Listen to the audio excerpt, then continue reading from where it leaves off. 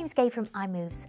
Lots of teachers ask us how they can teach dance in their primary school without any previous dance experience.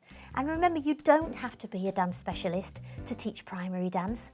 All you need is the 6 principles of dance, and you can build your choreography from there. All our iMove schemes use the 6 principles of dance as their base. So when you've got them, you will be absolutely fine. I'm going to take you through them now. Travelling.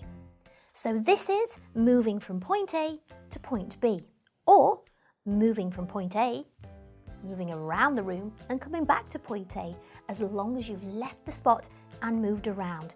That's travelling. And you can use any movement to do that. It could be walking, it could be skipping, it could be a crazy dance move. Whatever you want, as long as you're moving around the room, travelling. Turning.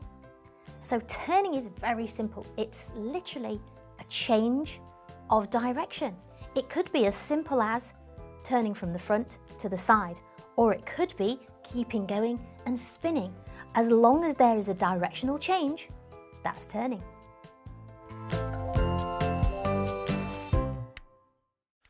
Jumping and leaping.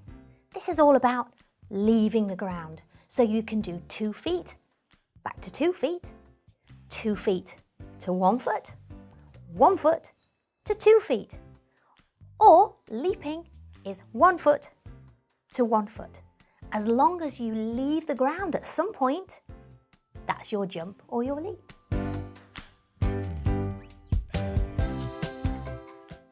Balance and stillness.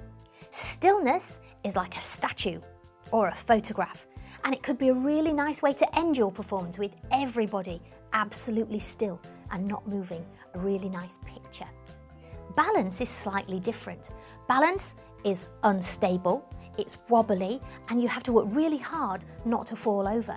But remember, you can balance on lots of different body parts, not just on your feet. So think about adding balance and stillness into your routine. Levels.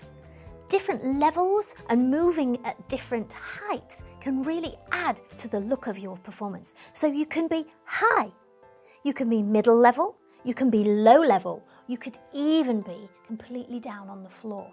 And this just adds a really nice layer of interest to your routine. So don't forget to think about your levels. Gesture. This is the character, the theme, or the story you're trying to tell. So it may be, if you were doing Bollywood dancing, your gestures would be all around your Bollywood moves. If you were a Roman gladiator, your gestures would be strong and you'd be pretending to hold different pieces of equipment. So it all adds to the layer of imagination and interest in your routine. And that's your 6 principles of dance. Here's a clip of the lovely Jack and Morgan demonstrating a simple circus-themed combination using the 6 dance principles, suitable for children ages 5 to 7 years.